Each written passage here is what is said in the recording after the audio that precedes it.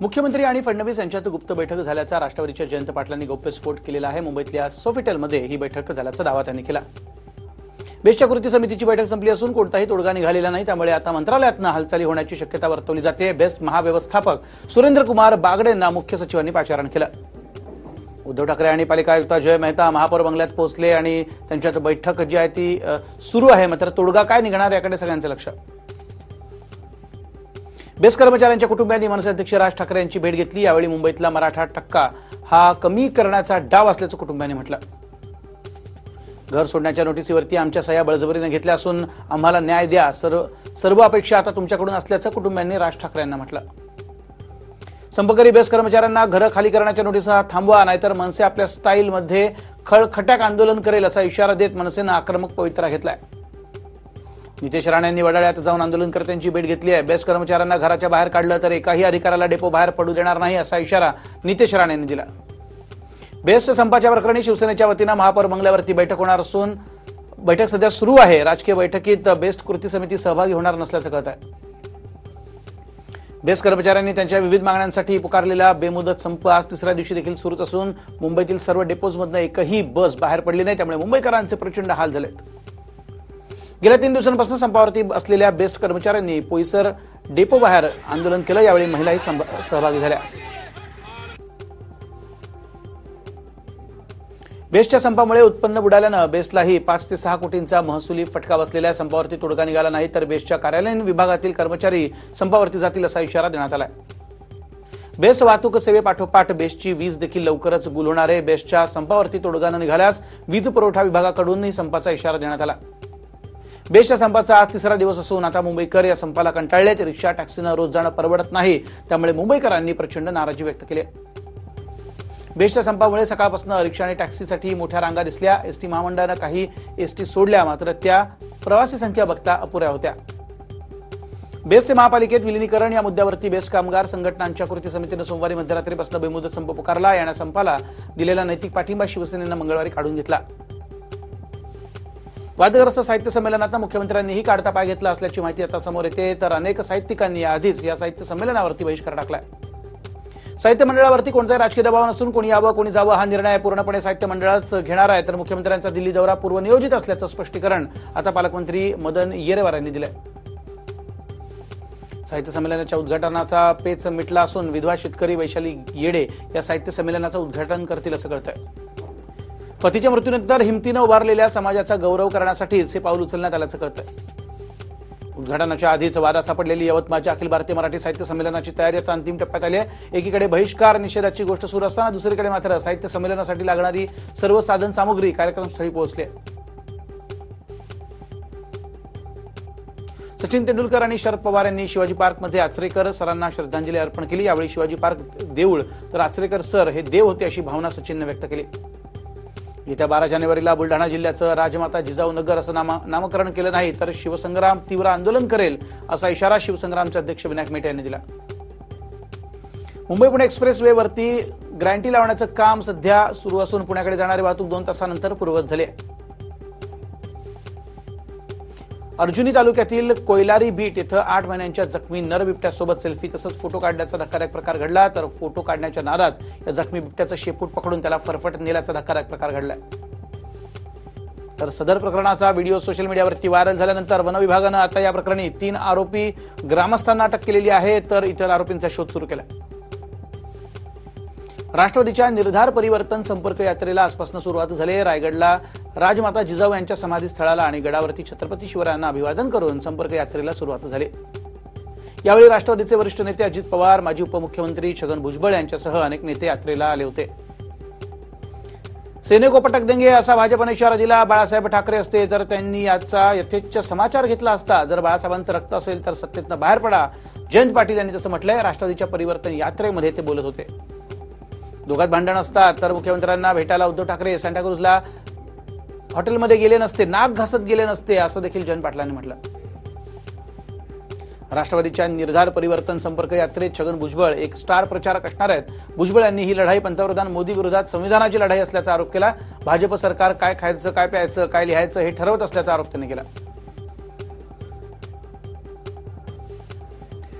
राष्ट्रवादीच्या निर्धार परिवर्तन संपर्क यात्रेच्या माध्यमातून राज्य पिंजून काढलं जाणार आहे. भाजप सरकारनं भ्रमनिरास केला असून बेरोजगारी, महागाईसह अनेक समस्यांनी राज्याला ग्रासले, त्यामुळे परिवर्तन करण्याची गरज असल्याचं राष्ट्रवादीचे नेते अजित पवार यांनी म्हटलं.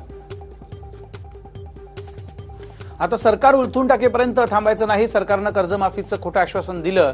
15 लाख खात्यात अजून आले नसल्याची टीका राष्ट्रवादीचे नेते अजित पवार यांनी केली. राष्ट्रवादीच्या निर्धार परिवर्तन संपर्क यात्रेत धनंजय मुंडे यांनी सरकारवर जोरदार टीका केली.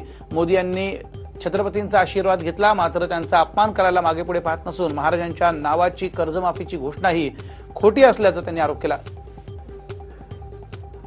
काँग्रेसच्या जनसंघर्ष यात्रेला सुरुवात होणार असून दीक्षाभूमीत भारतरत्न डॉक्टर बाबासाहेब आंबेडकर यांना अभिवादन करून जनसंघर्ष यात्रेला सुरुवात होणार आहे. यावेळी राधाकृष्ण विखे पाटील, पृथ्वीराज चव्हाण यांच्यासह काँग्रेसचे अनेक नेते उपस्थित होते. एवढा मोठा नेता नाव घेऊन वैयक्तिक टीका करतो, त्यामुळे त्यांची पातळी कुठपर्यंत गेली हे लक्षात येतं, अशी टीका भाजप प्रदेशाध्यक्ष रावसाहेब दानवे यांनी नाव न घेता उद्धव ठाकरे यांच्यावरती केली. मलाही बोलता येतं, माझ्याकडे देखील शब्द आहेत, मात्र आम्ही युतीबाबत सकारात्मक आहोत, त्यामुळे दोन्ही बाजूंनी प्रतिसाद मिळेल असा विश्वास भाजप प्रदेशाध्यक्ष रावसाहेब दानवे यांनी औरंगाबादेत व्यक्त केला. विनोद तावडे यांनी अमरावतीत केलेलं विधान आता त्यांच्या चांगलं येत असून या विधानावरून त्यांना पुण्यात विद्यार्थ्यांनी जाब विचारला. पुणे शहराला पाणी पुरवठा करणाऱ्या 4 धरणांमधील पाणीसाठा लक्षात घेता पूर्वीप्रमाणे पाणी पुरवठा करण्यात येणार आहे. पुढील 1 महिन्यापर्यंत पाणी कपात केली जाणार नाही असा निर्णय सर्वपक्षीय नेत्यांच्या बैठकीत पार पडला. मात्र नागरिकांनी भविष्याचा विचार करता पाणी काटकसरीनं वापरावं असं आवाहन पालकमंत्री गिरीश बापट यांनी केलं. केसरीवाडा इथं रात्री पालकमंत्री गिरीश बापट यांच्या अध्यक्षतेखाली सर्वपक्षीय नेत्यांची बैठक पार पडली. उद्धव ठाकरे यांनी बीडच्या सभेत ज्या शेतकऱ्याला उभं केलं होतं त्यांच्या कर्जमाफीचे पैसे नोव्हेंबर 2018 मध्येच स्टेट बँकेला शासनातर्फे देण्यात आल्याचा दावा सहकार मंत्री सुभाष देशमुख यांनी केला. नांदेडच्या नियोजन समितीच्या बैठकीत गोंधळ घालणाऱ्या 4 सदस्यांचं निलंबन करण्यात आलं. नांदेडचे पालकमंत्री रामदास कदम यांनी ही कारवाई केली. नागपूरच्या महादुला नगरपंचायत सार्वजनिक निवडणुकीसाठी 109 उमेदवारांनी अर्ज दाखल केला. या निवडणुकीसाठीचे मतदान 27 जानेवारीला होणार असून 28ला मतमोजणी होईल. मुंबईतल्या शिवाजी पार्क येथील महापौर बंगल्याची जागा शिवसेना प्रमुख बाळासाहेब ठाकरे स्मारक ट्रस्टच्या नावावरती करण्यात आली आहे. त्याआधी महापौर विश्वनाथ महाडेश्वर हा बंगला सोडून राणीच्या बागेतील बंगल्यात राहायला जातील. 8वी पर्यंत हिंदी भाषा सक्तीची करण्याचा कुठलाही विचार किंवा प्रस्ताव नाही असा खुलासा मनुष्यबळ विकास मंत्री प्रकाश जावडेकर यांनी केला. महाराष्ट्र राज्य मुक्त विद्यालय मंडळ आणि ऑनलाईन नाव नोंदणी प्रक्रियेचा शुभारंभ शिक्षण मंत्री विनोद तावडे यांच्या हस्ते करण्यात आला. यावेळी त्यांनी शिक्षण खात्यात 4 वर्षात वेगळे बदल केल्याचं म्हटलं. शालेय स्पर्धेत जे भाग घेतील त्यांचे 10 मार्क वाढणार असून जे खेळाडू राज्यस्तरीय खेळात जातील त्यांना नोकरीत 5% आरक्षण देण्याची घोषणा त्यांनी केली. तर खेलो इंडियामुळे अनेक खेळाडू घडतील असं देखील त्यांनी म्हटलं. दुष्काळग्रस्त बीड जिल्ह्यातील शेतकऱ्यांना तातडीनं मदत करा, चारा छावण्या, पाण्याचे टँकर या मागणीसाठी मराठा महासंघाच्या वतीनं बीड जिल्हाधिकारी कार्यालयासमोर गाजर आंदोलन करण्यात आलं. भ्रष्टाचार मुक्त संघटनेतर्फे अतिक्रमण हटाव, पालिकेतील भ्रष्टाचार या विरोधात आंदोलन सुरू करण्यात आले. या आंदोलनात सर्वसामान्य नागरिकांसह मोठ्या संख्येनं विद्यार्थी सहभागी झाले होते. एक रकमी एफआरपीसाठी जेजुरी गडावरती जागरण गोंधळ आंदोलन करून सरकारचा निषेध केला गेला. रयत क्रांती संघटनेनं हे आंदोलन केलं असून ऊस दरासंदर्भात ही संघटना आक्रमक झाली.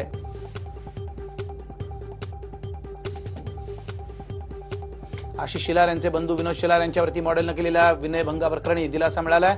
मॉडेलनं विनोद शिलारांना ओळखत नसून ब्रिजेश सिंह यांच्या सांगण्यावरून हे केल्याचं स्पष्ट झालंय. दौंडमधील वयोश्री योजनेतनं ज्येष्ठ नागरिक तपासणी शिबिर आयोजित करण्यात आलं. या शिबिरात हजारो ज्येष्ठ नागरिकांनी गर्दी केली. यावेळी सुप्रिया सुळे यांनी येथे आलेल्या ज्येष्ठ नागरिकांना जेवण वाढत त्यांची विचारपूस केली आणि स्वतः देखील ज्येष्ठ नागरिकांसोबत जेवणाचा आस्वाद घेतला. बुलढाण्यातील खामगावात शिवाजीनगर पोलिसांनी बनावट दारू जप्तीची कारवाई केली. याच वेळी या गाडीत कोट्यावधींची 2000च्या नोटा सापडल्याची चर्चा गावात होती. शिवाजीनगर पोलिसांनी गाडी चालक श्याम पवार आणि त्याचा सहकारी विठ्ठल राऊत या दोघांना अटक केली असून नोटांच्या प्रकरणी देखील चौकशी होणार असल्याचं कळतंय. परांड्यातील वर्धमान ज्वेलर्सवरती सशस्त्र दरोडा पडल्याची घटना घडली. 7 ते 8 जणांच्या टोळीनं मध्यरात्रीच्या सुमारास हा दरोडा टाकला. या दरोड्यामध्ये 29 लाखांचा मुद्देमाल लंपास करण्यात आला असून 60 तोळे सोनं, 31 किलो चांदीसह 1 लाखांची रोकड लंपास करण्यात आली. चिपळूणमध्ये गेल्या 3 ते 4 महिन्यांपासून चोऱ्यांचं प्रमाण वाढलेलं आहे. दरम्यान नुकतीच पोलिसांनी कारवाई करत मध्य प्रदेशात 4 चोरट्यांना अटक केली. गस्तीच्या वेळी या चोरट्यांना पकडण्यात आलं असून त्यांच्याकडून अनेक चोऱ्यांचा उलगडा आता पोलीस करतायत. नागपूरमध्ये अनैतिक संबंधात अडचण ठरणाऱ्या पतीचा त्याच्या पत्नीनं प्रियकराच्या मदतीनं खून केला. तसंच पतीनंच हाताची नस कापल्याचा बनाव महिलेनं केला. या प्रकरणी आरोपी रश्मी पवणीकर आणि तिचा प्रियकर प्रज्वल भैसारे याला अटक झाली. कर्नाटकमधील कागवाड गावात एकानं आपली पत्नी तिच्या सासरी का राहायला येत नाही या कारणावरनं पत्नीवरती चाकूनं वार करत नाक आणि ओठ कापला.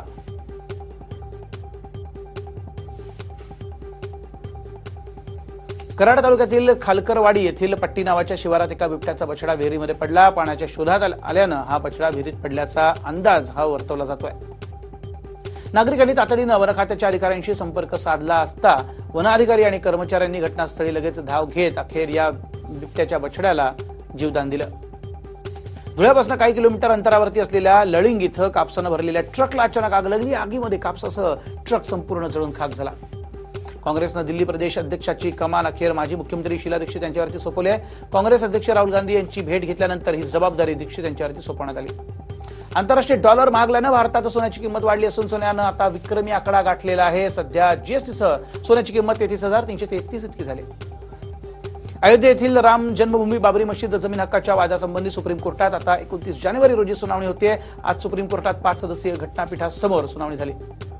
अयोध्ये प्रश्नी नेमलेल्यामध्ये न्यायमूर्ती यू ललित यांनी माघार घेतली आहे. ललित यांच्या समावेशाबद्दल वकील राजीव धवन यांनी हरकत घेतल्यानंतर त्यांनी माघार घेतली.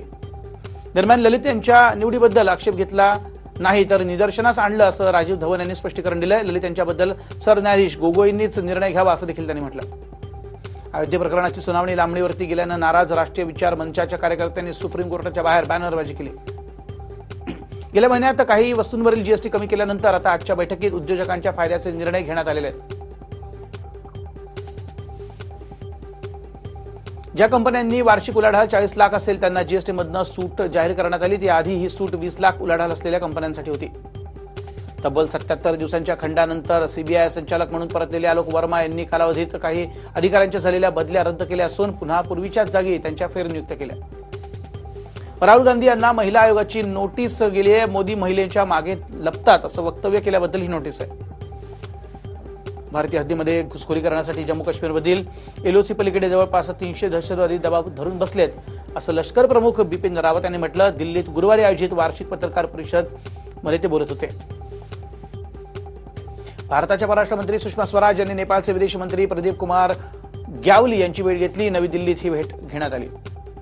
प्रसिद्ध अभिनेते प्रकाश राज यांनी दिल्लीत अरविंद केजरीवालांची भेट घेतली असून ते लवकरच आपमध्ये प्रवेश करणार असल्याची चर्चा आहे. भागलपूर एक्सप्रेसमध्ये बुधवारी मोठा दरोडा पडला असून दरोडेखोरांनी बंदुकीचा धाक दाखवून प्रवाशांच्या 25 लाखांच्या सोन्याची लूट केली आहे. पोलीस दरोडेखोरांचा तपास करतायत. उत्तर प्रदेशच्या प्रयागराजमध्ये यमुना नदीकिनारी एक निर्माणाधीन असलेली इमारत रात्रीच्या सुमारास कोसळली. यात 3 कामगार जखमी झाले. जम्मू काश्मीरला सकाळी 8:22 भूकंपाचे हादरे जाणवले. या भूकंपाची तीव्रता होती 4.6 रिश्टर स्केल. आपला आवडता अभिनेता भेटला नाही म्हणून जाळून घेतलेल्या चाहत्याचा बंगळुरूमध्ये उपचारादरम्यान मृत्यू झाला. अभिनेता यशला शुभेच्छा देण्यासाठी 26 वर्षांचा रवी त्याच्या घरी गेला होता. तो न भेटल्यानं रवीनं जाळून घेतलं.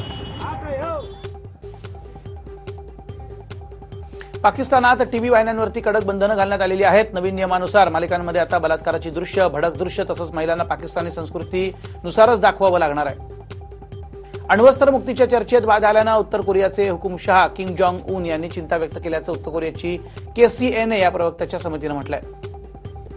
छत्तीसगडमधील बेमेत्रा जिल्ह्यातील बवामोहत्रा गावात 130 वर्ष जुन्या गंगाराम नावाच्या मगरीचा मृत्यू झाला. तिच्या मृत्यूनं गावकऱ्यांसह प्रशासन देखील हळहळलं. पाकिस्तानातल्या कराचीमध्ये सिग्नलवरती उभ्या असलेल्या एका कारला मागून येणाऱ्या भरधाव कारनं जोरदार धडक दिली. ही धडक इतकी भयानक होती की उभी असलेली कार काही अंतरावरती फरफटत गेली.